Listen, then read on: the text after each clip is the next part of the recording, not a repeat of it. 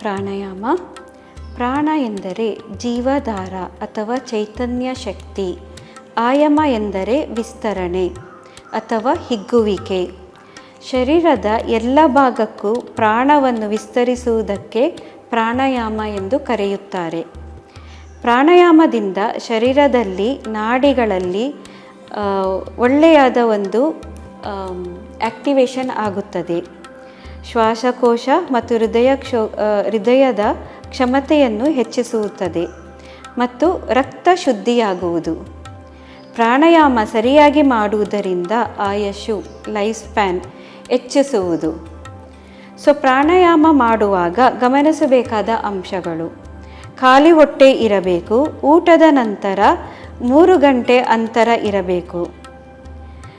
ಇದು ಅರ್ಧ ಸಿದ್ಧಾಸನ ಕೂತ್ಕೊಂಡು ಮಾಡುವಂಥ ಒಂದು ಪ್ರಾಣಾಯಾಮ.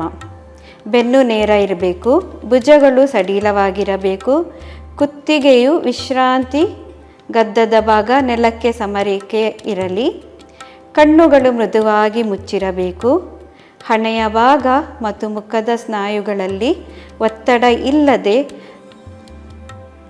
ಸ್ಮೈಲಿಂಗ್ ನಗುವೆ ಮುಖ ಇರಬೇಕು.